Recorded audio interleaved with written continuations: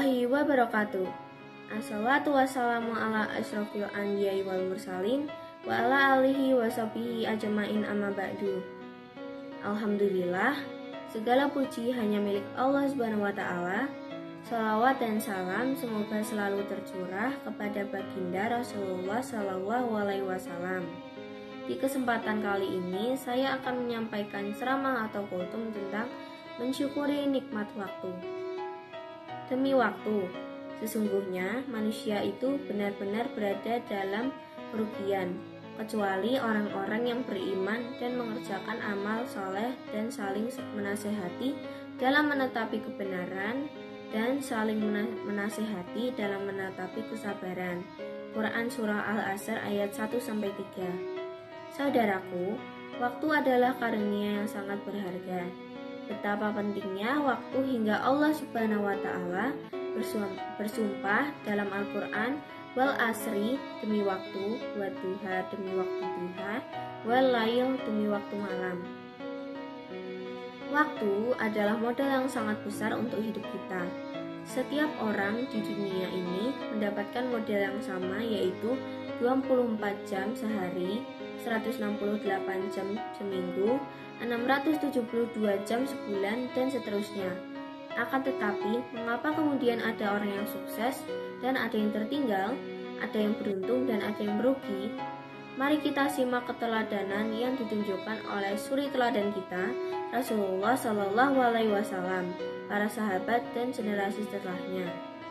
Rasulullah Shallallahu alaihi wasallam dalam tempo 23 tahun mampu membawa Islam menjadi peradaban besar di dunia hingga sekarang dan masa yang akan datang. Insya Allah, beliau juga mengikuti 80 peperangan dalam kurun waktu 10 tahun dalam rangka membela Islam. Dalam waktu-waktu tersebut, beliau juga sukses memberikan contoh menyayangi sesama dan menjadi pemimpin yang adil lagi bijaksana. Zaid bin Sabit bisa menguasai bahasa Parsi hanya dalam waktu 2 bulan saja.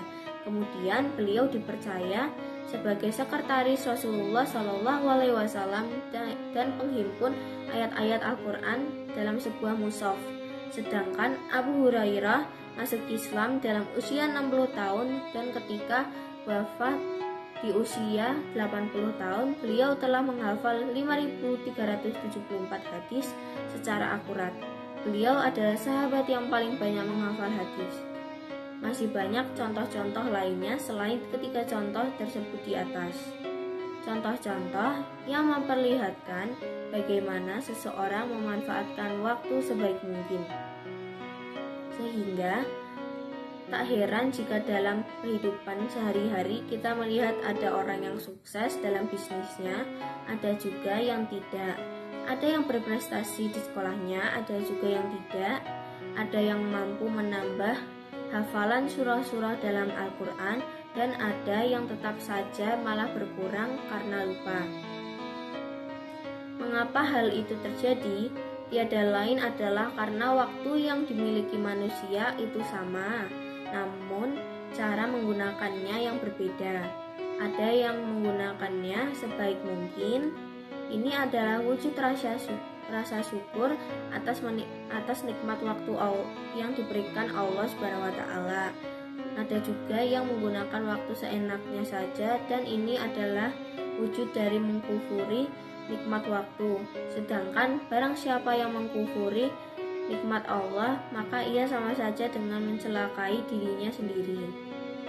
Karena Allah Subhanahu wa taala berfirman, sesungguhnya jika kalian bersyukur, pasti kami akan menambah nikmat kepada kalian. Dan jika kalian mengingkari nikmatku, maka sesungguhnya azabku amat pedih. Quran Surah Ibrahim ayat 7. Sedangkan Rasulullah Shallallahu alaihi wasallam sudah mengingatkan kita bahwa nikmat waktu ini seringkali dilupakan oleh manusia. Dalam hadisnya beliau bersabda, 2 kenikmatan yang sering dilalaikan oleh sebagian besar manusia adalah nikmat sehat dan nikmat waktu luang. Hadis riwayat Bukhari dan Ibnu Majah. Orang yang memanfaatkan waktu sebaik mungkin akan beruntung baik di dunia maupun di akhirat. Mengapa? Bayangkan jika dalam perlombaan balap sepeda si X berhasil mengayuh 2 putaran setiap detik, sedangkan si Y 1 putaran setiap detik. Maka dengan meyakinkan si X akan menjadi juara karena pada detik yang sama ia dapat berbuat lebih banyak daripada si Y. Ini baru dalam urusan dunia.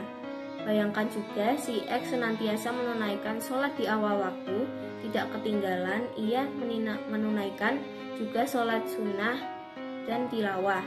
Ia juga menyempatkan diri menunaikan duha di waktu pagi dan tahajud di waktu malam hari. Ia pun tetap bekerja normal sebagaimana manusia lainnya. Sedangkan si Y berleha-leha lebih banyak santai, belanja, nonton, dan ngobrol tak karuan. Manakah yang akan beruntung di akhirat kelak? Tentunya si X.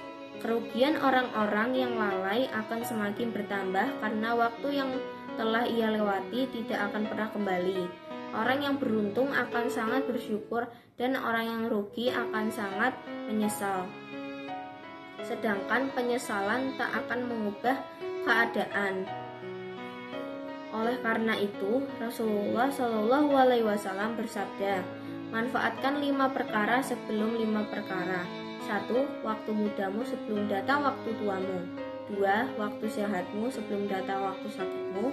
3. Masa kayamu sebelum datang masa kefakiranmu. 4. Waktu luangmu sebelum datang waktu sibukmu. 5. Hidupmu sebelum datang kematianmu. Hadis riwayat Al-Hakim. Saudaraku, mari kita tafakuri hal ini. Mari kita renungi bagaimana waktu yang sudah kita lalui. Sudahkah kalian mengisinya dengan hal-hal bermanfaat sebagai wujud syukur kita kepada Allah SWT? Ataukah malah sebaliknya berlalu begitu saja secara sia-sia? Mari kita renungi waktu saat ini dan yang akan datang dengan menguatkan tekad bahwa kita akan mengisinya dengan hal-hal yang akan semakin mendekatkan diri kita kepada Allah SWT. Semoga kita tergolong orang-orang yang beruntung di dunia, juga di akhirat. Amin ya rabbal alamin.